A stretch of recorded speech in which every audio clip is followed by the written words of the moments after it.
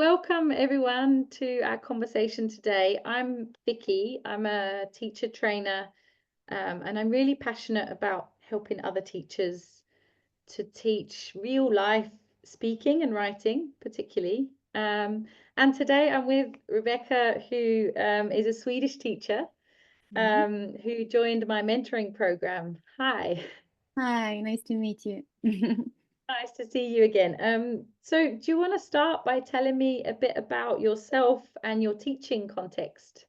Yes, I live in the northern western Italy and I teach Swedish mostly for absolute beginners, Italian beginners, both privately and at the University of Turin. And I've also joined the training for AIM for teaching English for children. So that is what I do here in Italy. Great, nice.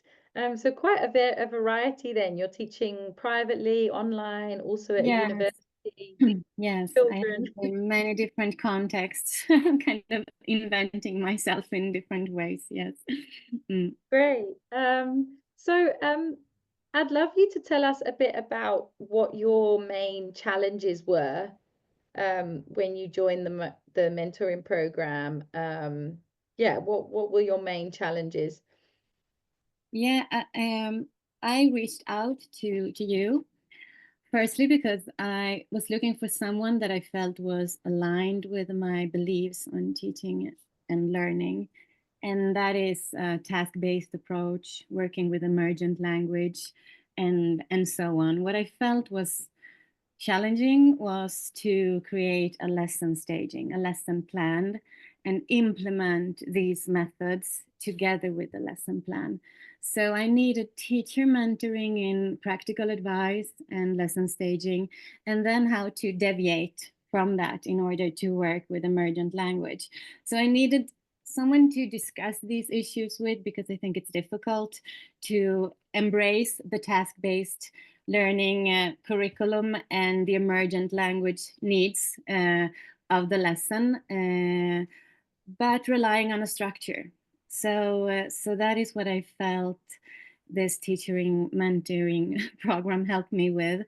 Design to design a lesson plan that you feel confident with and that you feel is personal, so you can mix different approaches. That what you helped me with, which are the different approaches that you can use based on the needs of the learners, and how can you deviate from that. So be open for change, but still have some kind of structure. So it gave me a lot of confidence to have this kind of mentoring.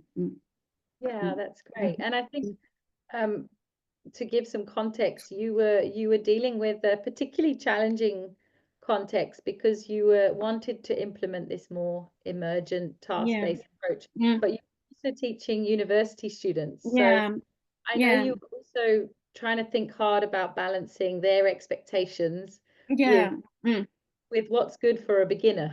Yeah, Who, yeah, of course. Yeah, and that was also one of the first challenges was to persuade them of the method and then see how they responded to that, because these are also Italian students that are very used to the grammatical approach where you sit down and you listen to the teacher that has some that lecture in the front of the aula.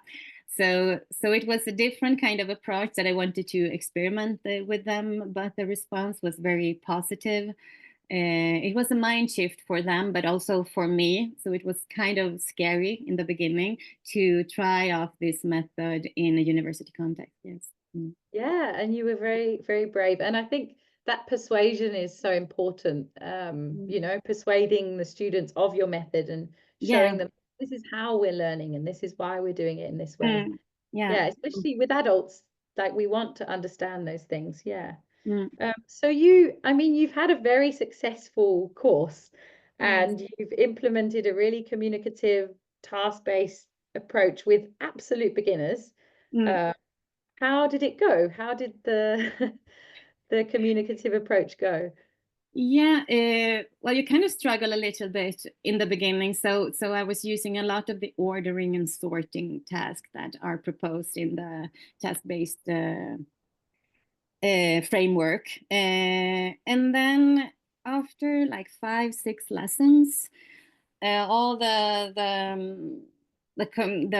different dialogues that we have been working with, the different terminology and vocabulary, they started to experiment by themselves. So when I was monitoring when I was monitoring their group work, I heard that they were starting to use the language in different ways, not only repeating what was written or what they have heard, but they started to put together modal verbs and with nouns and create their own sentences and expand on the dialogues. So that was really Great. that was a really good outcome of it. So they felt also confident to use the language in different ways, not only what was imposed by the lesson. So that was what emerged. Yeah. Mm. They were really trying to communicate in Yeah, Swedish. they were trying to communicate, and then they asked me all the time of new words. How can we use this? Because they would like to say this. So I helped them with the terminology that emerged, and then also the grammar. So what emerged was a lot of grammar, actually, for Yeah. absolute beginners. The idea was not to have a grammar approach, and I said to them that we're not going to have a grammar approach, but I want you to try to notice the grammar. So I also gave them tasks where the task was to kind of look for the patterns. So they did that, Nice. and they made hypotheses.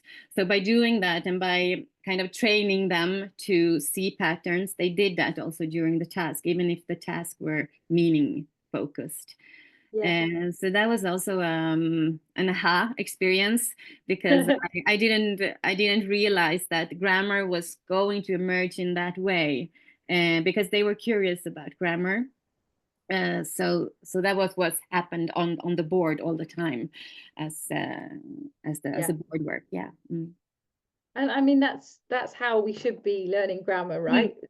Attached to the meaning of what you want to say. Yeah. Yeah. Mm. Um, and it emerges just like vocabulary, just like Mm. all that things. Yeah, that's Mm. great. Mm. And were there any, I mean, you've mentioned some matching tasks and dialogues. Were there any classes or topics or tasks that worked particularly well to get the beginners speaking? Yeah.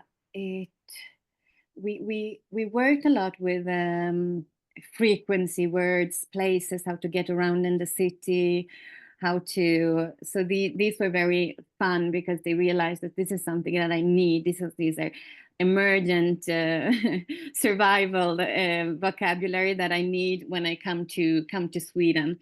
So that was we have been working a lot with functions, and then also with.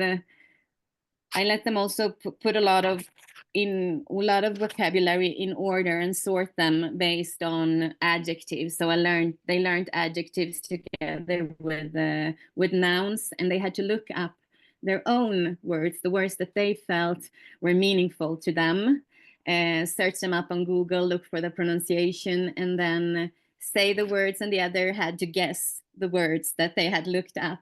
And these words that I had been working on and that they have chosen, and also the guessing game with the other peers, resulted in a real acquisition, because these words really got stuck afterwards in the memory. So they continued to use these words a lot because they were their chosen words. So that was fun. And also they didn't know each other from the beginning, so they started to use different functions with each other. They also asked each other out and after the lesson. So that was also fun, because it created these social moments where they were just having fun together with the language. That's Mm. lovely. And I Mm. mean, I think I could see, I didn't watch your classes, but I saw your planning.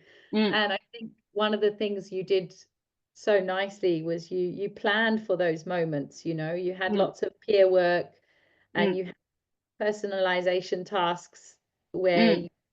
you told them, go look up some words. Mm.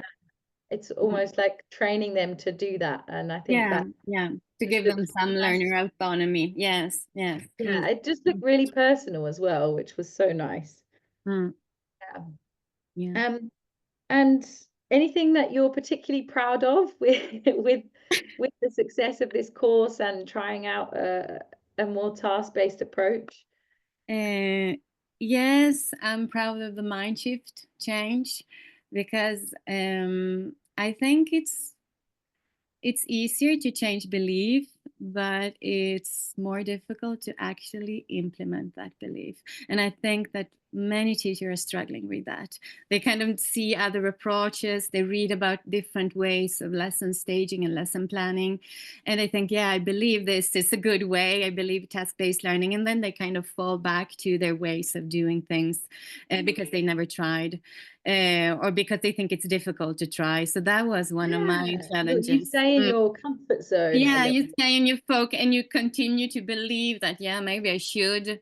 Actually, language learning is about this, but you're so stuck to, focus on the lesson plan or the curriculum or the syllabus of the book you're working with.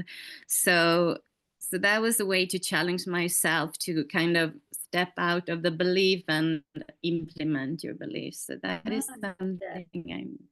I'm proud of. Yeah. Yeah, Mm. great.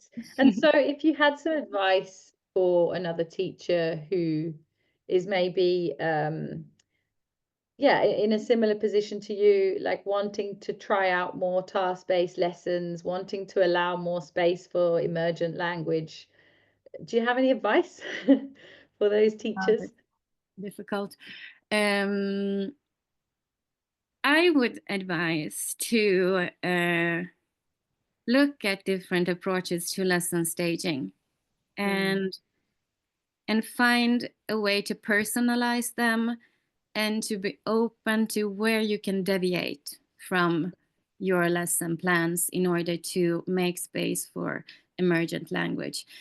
It's it seems it's when it's said like this, it might seem difficult, right, to be open and give space, and but it's kind of simple if you think about it. It's just to kind of welcome these moments where you see that the students are asking for more information or are struggling or are having a gap, and just give them that, because that, I think, these are opportunities for learning at the point of need of the learners, according to these theories. So um, and that is why I find the dog me approach and the task-based learning approach so interesting. But for me, it helped to know about, have the basis, know about the lesson staging, and know about how to work with the leading and lead yeah. in and the feedback and the conclusion of the lesson,